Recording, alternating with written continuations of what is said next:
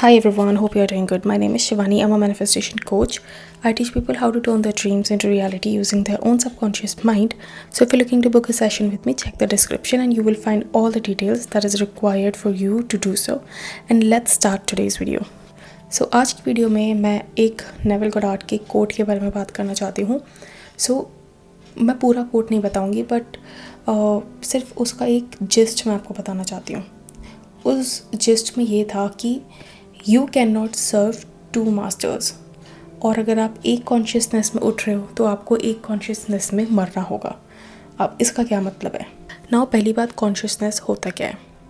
सो consciousness और कुछ नहीं, आपकी अवचेतना को बोलते हैं, आपके इनर स्टेट को बोलते हैं. आप अपने इनर स्टेट में कहाँ रिसाइड करते हो. अगर आपका इनर स्टेट ये है कि मेरे पास मेरी डिज़ायर नहीं है, that is your state of consciousness. अगर आपका इनर स्टेट में ये है कि मुझे मेरी डिज़ायर ऑलरेडी मिल चुकी है, no matter what is happening in my 3D, so वो आपका कॉन्शियसनेस है. तो आप दो कॉन्शियसनेस में नहीं रह सकते. आपको एक कॉन्शियसनेस चूज़ करनी होगी एंड आपको उसमें रहना होगा. This is what this quote means. You can not serve two masters. To live in one and to die in another is the rise in the consciousness. This is the quote. So मैं आपको basically यही बताना चाहती हूँ कि ये coat बहुत ही ज़्यादा मतलब ऐसा है कि ये आपकी आंखें खोल सकता है. क्यों? क्योंकि आप खुद देखो, इट इज़ वेरी क्लियर. मतलब ये बहुत क्लियरली उस चीज़ को बताता है जो मैं आपको बहुत टाइम से बताने की कोशिश कर रही हूँ, दैट आपका consciousness is what decides your fate. So अगर आप और inner consciousness is what decides your fate. So अगर आपका इनर कॉन्शियसनेस ये है कि मुझे मेरी डिज़ायर मिल चुकी है एंड आपकी 3D में वो नहीं हो रहा है जो आप चाहते हो कि हो, सो आपको कहीं से वैलिडेशन लेने की ज़रूरत नहीं है. द ओनली प्लेस जहाँ से आपको वैलिडेशन लेने की ज़रूरत है वो है आपका इनर वर्ल्ड.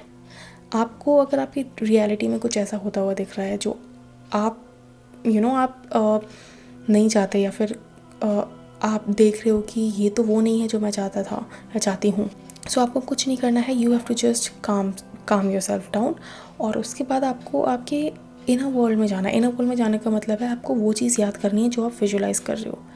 क्या आपकी 3D वो है जो आप विजुलाइज़ कर रहे हो? नहीं. तो you just have to keep persisting that I have got my desire and I am already this, I am already that.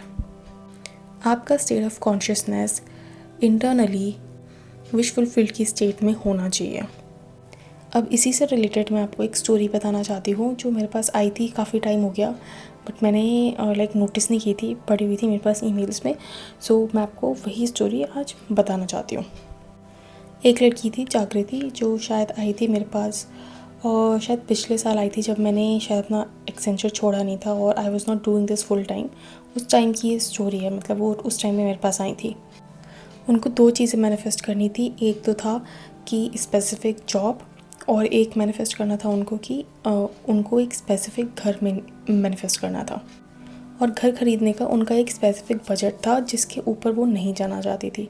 तो उन्होंने मुझे बताया कि जिस भी ब्रोकर के पास वो जा रही थी वो कह रहा था कि मैम इस बजट में कोई भी फ्लैट या फिर घर अवेलेबल नहीं है. और उनका था कि उनको वो शायद आई थिंक देहरादून में रहती थी और उनको देहरादून में ही एक स्पेसिफिक लोकेलिटी में घर चाहिए था उन्हीं के बजट का.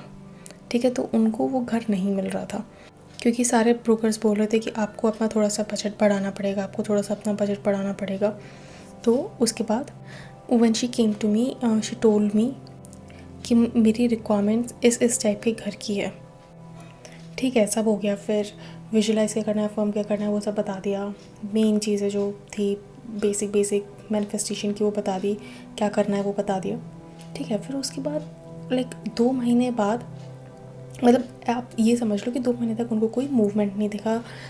जितने भी ब्रोकर थे वो सब यही बोल रहे थे कि मैम नहीं है, मैम नहीं है, नहीं है, नहीं है, नहीं है. ठीक है. फिर उसके बाद शी केप्ट विजुलाइजिंग कि उनको वो घर मिल चुका है.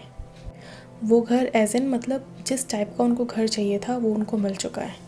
फिर उसके बाद अचानक से आफ्टर आई वुड से 2 या 3 मंथ्स उनको एक ब्रोकर ने कांटेक्ट किया जिनको आई थिंक उन्होंने कभी कांटेक्ट नहीं किया था। तो उस ब्रोकर ने उनको कांटेक्ट किया, उसको कहीं से पता लगा होगा इधर उधर से कि इनकी ऐसी ऐसी रिक्वायरमेंट है, और उस ब्रोकर ने उनको एक घर दिखाया।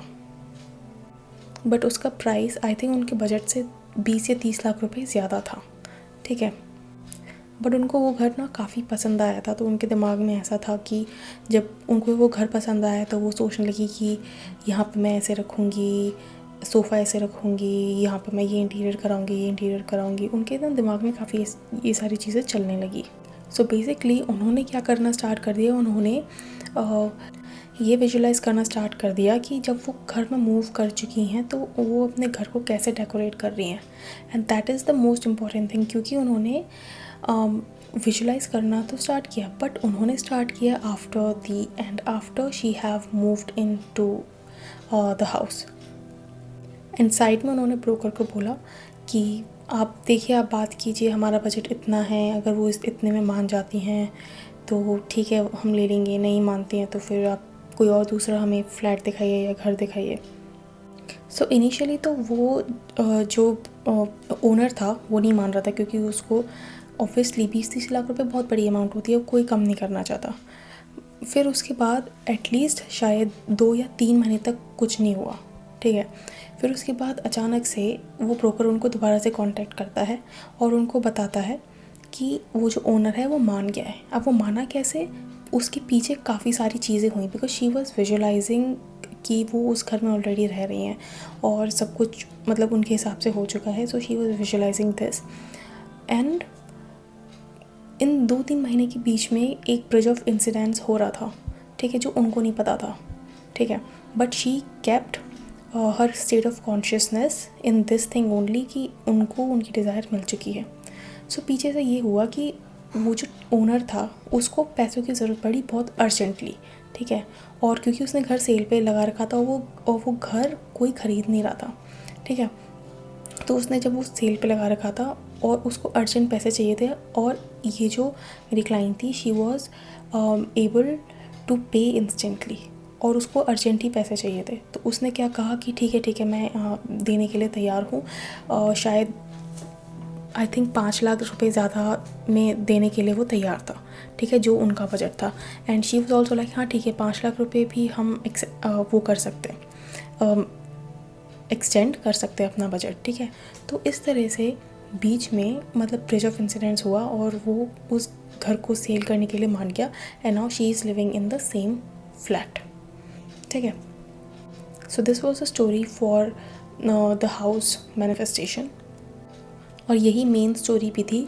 जॉब का तो ऐसा था उनका कि जॉब तो उनको काफ़ी आसानी से मिल गई थी, उनका जो मेन चीज़ थी वो तो घर ही था। जॉब तो मतलब ऐसी थी कि अगर नहीं भी होती है तो भी वो उस जॉब में उतनी डिससेटिस्फाइड नहीं थी, but because she was not dissatisfied in her first job, उनको सेकेंड जॉब भी काफ़ी आसानी से मिल गई थी, क्योंकि she was not desperate for that new job. और उनके दिमाग में बस यही नहीं चलता रहता था कि ये नहीं मिली तो क्या होगा, ये नहीं मिली तो क्या होगा। She was not giving it the worst case scenario, and that's how she was able to manifest her job also. So job का स्टोरी उन्होंने नहीं भेजा था मुझे, खाली घर का स्टोरी भेजा था। सो वही मैं आपको बता रही हूँ। एंड हाँ, मतलब मैं इस स्टोरी से आपको ये समझाना चाहती हूँ कि your state of consciousness decides your faith. इसी तरह का एक स्टोरी मैंने ना उसमें भी पढ़ा था, एक नेविल गॉडार्ड की एक बुक है, मैं वो स्टोरी आपके लिए लेकर आऊँगी। वो स्टोरी बहुत इंस्पायरिंग है and you should also know it, तो मैं वो आपके लिए लेकर आऊँगी। एंड हाँ, अगर आपको ये वीडियो पसंद आया हो so you know the drill, like share and subscribe. And अगर आपको सेशन बुक करना है तो डिस्क्रिप्शन में जाके आप सारी डिटेल चेक कर सकते हो कि आपको कैसे सेशन बुक करना है, क्या स्टेप्स फॉलो करने हैं। एंड हाँ, अभी मेरी तबीयत ठीक हुई है, सो शायद वीडियोस थोड़ा सा धीरे आ सकती है, but I will keep posting more videos, and this is it, and I will see you in my next video. Until then, bye bye, take care.